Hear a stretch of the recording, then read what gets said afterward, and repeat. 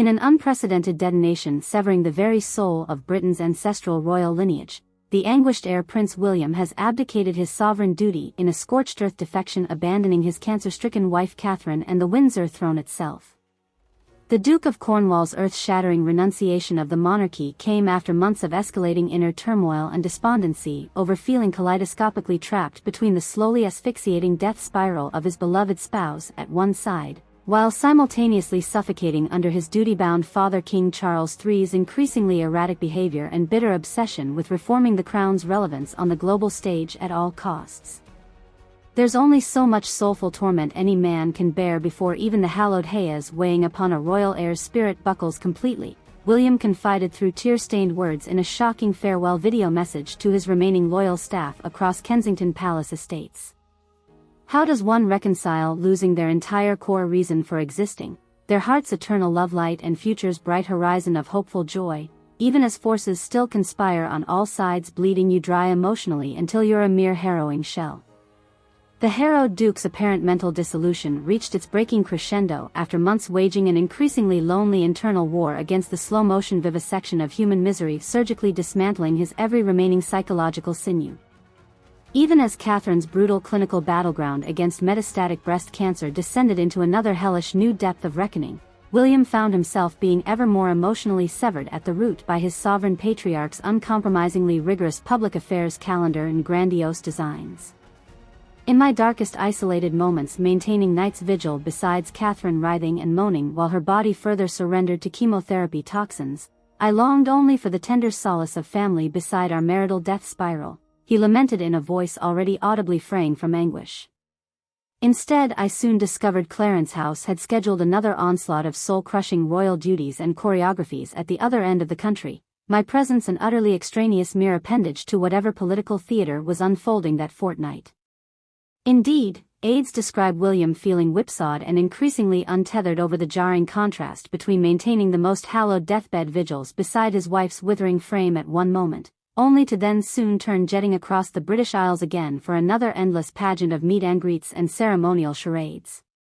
From St. Andrews to the Shetlands, then straight to the Wessex countryside before banking toward the English Midlands in a hapless red-eye blur, the Duke's own internal energy reserves slowly drained to inert numbness, mirroring Catherine's wasting condition. My every waking breath drifted in and out of suspended horror toward the prospect of existing without Catherine filling my very lungs anymore. And yet still I was subsumed into a dizzying cyclone of color-guard funerals and factory walkthroughs at the Crown's insistence hour after hour, his tormented video message continued while clearly unspooling. The spiraling incongruity eventually rendered me completely hollowed of any cohesive sense of self or purpose for carrying on whatsoever.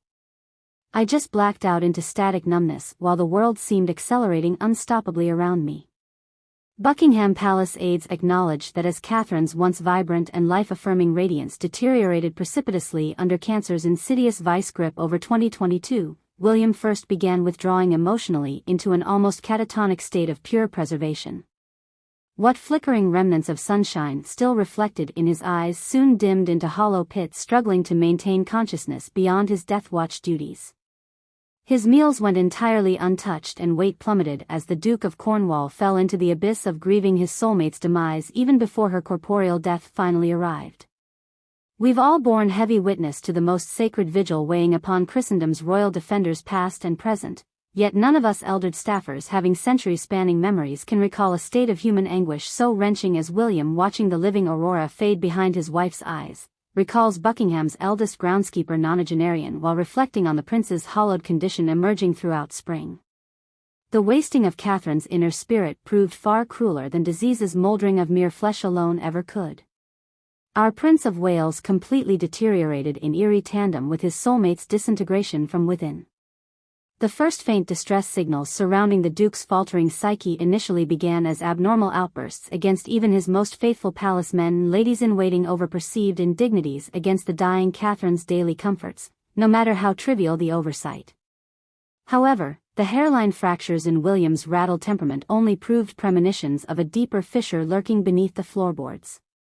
By May's advent, just as the Duchess succumbed to the most ruinous malignant throes yet after another agonizing surgery to excise encroaching tumors from her lymphatic regions, William is said to have essentially vacated his own corporeal self entirely, like a haunted spectre adrift on psychic sea tides. All tethers to sense had unwound as Camilla Parker Bowles so dreaded the prince's capacity for unconscionable rage inherited from Diana's most self-destructive traumas. We watched each day with mounting trepidation as his haunted stares grew more petrified, while never relinquishing Catherine's blistered bedside betwixt brutal treatment cycles. Yet every evening Charles still ordered his depleted firstborn ferried away from that hallowed vigil for another empty public charm ritual as the heir apparent, revealed Martin Gillingham, Kensington Palace's longest-serving butler. The sordid irony of professing one's sacred royal obligations while forcibly separating a man from his dying partner's mortal coil grew too much for William to bear anymore. His Highness became completely uncoupled from reality itself, essentially a sentient revenant going through the motions until the final psychic trauma wrought its inescapable toll. The fabled breaking point finally arrived in mid-June after the Duke was ordered to lead the climactic celebrations at the Rothsay Games amidst the Bullen countryside, while Catherine lay ghastly catatonic in palliative sedation under Kensington's hospice wing. Sources suggest that upon being summoned with zero warning to address the Highland gathering whilst still clad in the Duchess' bedside vigil garb, William supposedly underwent a psychogenic fugue metamorphosis while en route. By the time his motorcade had arrived at the solemn Rothsay pageant pitch later that evening, the Duke allegedly emerged from the royal limousine's interior as something resembling a shambling revenant possessed. The remaining flickering life essences still illuminated behind his pupils mere hours earlier had been extinguished into pure midnight black mirror pools. His face twisted into a haunting vaudeville grin, rendering onlookers horror-struck with mortal dread down to their very cellular structure.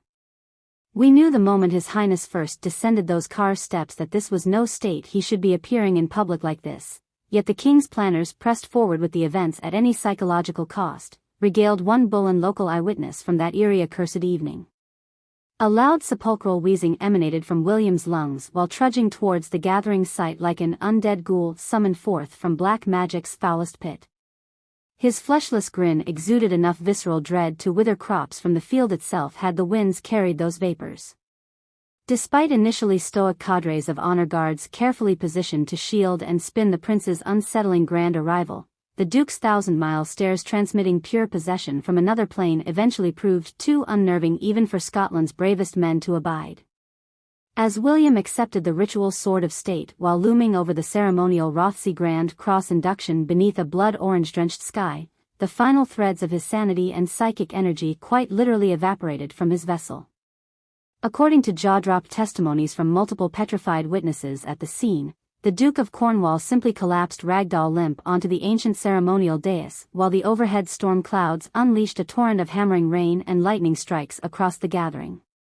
His rigid arms still clinging to the traditional regalian accoutrements of state and crown, yet behind the fixed dead shark eyes leered the one